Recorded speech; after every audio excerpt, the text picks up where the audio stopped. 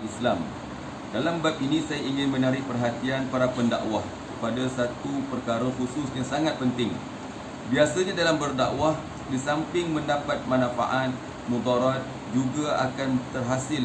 Mudarat juga akan terhasil disebabkan kecuaian kita, walaupun kecuaian itu kecil.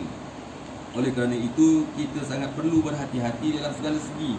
Disebabkan dorongan semangat yang kuat dalam berdakwah, ramai yang orang sanggup mendedahkan keaiban seseorang Islam yang lain. Sedangkan maruah seseorang Islam adalah suatu perkara yang sangat mulia dan berharga. Dan Nabi SAW bersabda, sesiapa yang menutup keaiban saudara Islamnya, Allah SWT akan menutup keaibannya di dunia dan di akhirat. Allah SWT akan menolong hambanya sebagaimana hambanya itu menolong saudaranya. Daripada Abbas radhiyallahu anhu, dia berkata di tempat yang lain, Nabi sallallahu alaihi wasallam bersabda, sesiapa yang menutup keaiban saudaranya, Allah Subhanahu wa taala akan menutup keaibannya pada hari kiamat. Dan siapa yang mendedahkan keaiban saudaranya yang Islam, Allah Subhanahu wa taala akan mendedahkan keaibannya sehingga ia akan dimalukan di dalam rumahnya sendiri. Ringkasnya, terdapat banyak riwayat yang mempunyai maksud yang sama dengan hadis di atas. Oleh itu, para pendakwah sangat perlu menyembunyikan keaiban seseorang dan yang lebih penting daripada itu ialah menjaga maruahnya. Nabi SAW pernah bersabda, sesiapa yang tidak menolong saudara se-Islamnya ketika maruahnya dijatuhkan dan dihina, maka Allah SWT tidak akan menghiraukannya ketika dia memerlukan pertolongan. Dalam hadis lain, Nabi SAW bersabda, riba yang paling buruk ialah mencemar maruah seseorang Islam. Demikian juga terdapat kenyataan dalam banyak hadis yang memberi sekeras-kerasnya amaran terhadap perbuatan mencemar kehormatan seseorang Islam. Oleh kerana itu, sangatlah penting para pendakwah mengambil berat semasa usaha nahi anil munkar supaya kita tidak mendedahkan keaiban seseorang Islam.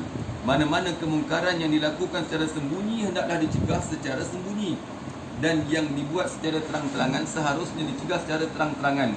Di samping itu, semasa mencegah kemungkaran, maruah dan kehormatan mesti dijaga supaya sedaya mungkin. Sekiranya tidak, tepatlah kata orang, pahala hilang, dosa pula yang dapat. Kesimpulannya, setiap kemungkaran perlu dicegah kerana amaran keras telah dinyatakan sebelum ini tentang hal ini. Namun semasa mencegah kemungkaran, sangat-sangat penting dijaga sedaya upaya akan maruah seseorang Islam. Apabila maksiat itu dilakukan secara terang-terangan, maka tanpa ragu-ragu cegahlah maksiat tersebut secara terang-terangan. Tetapi mana-mana kemungkaran yang tidak dihebohkan oleh pelakunya sendiri, maka cegahlah kemungkaran itu dengan satu cara yang baik, agar tidak ada satu keadaan pun yang boleh menyebabkan berita kemungkaran itu tersebar melalui perantaraan kita.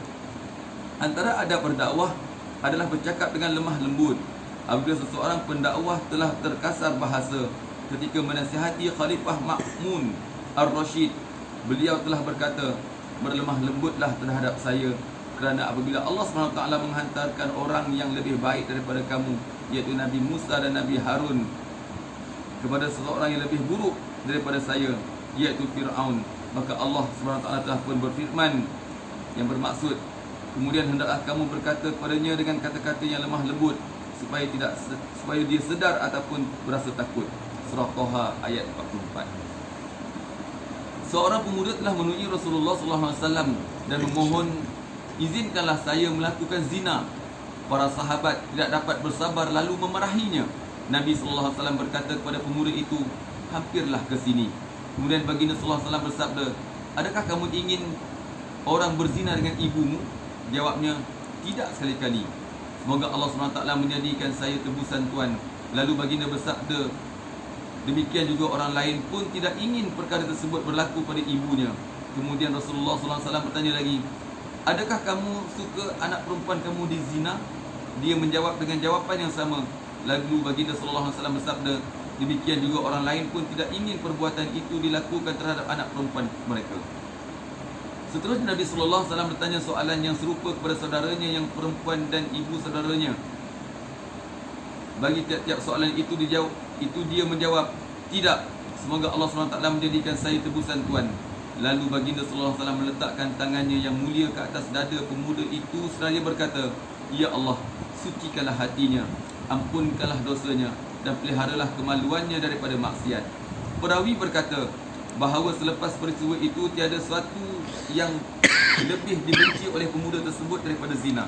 Kesimpulannya ialah kita hendaklah berusaha untuk memperbaiki orang lain melalui pengubatan, berdoa, memberi nasihat yang lemah lembut, dengan membayangkan sekiranya saya berada di tempatnya, bagaimana cara yang saya suka dinasihati oleh orang lain.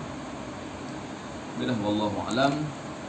Semoga sedikit ilmu yang dapat kita ni dapat beri manfaat kepada kita semua.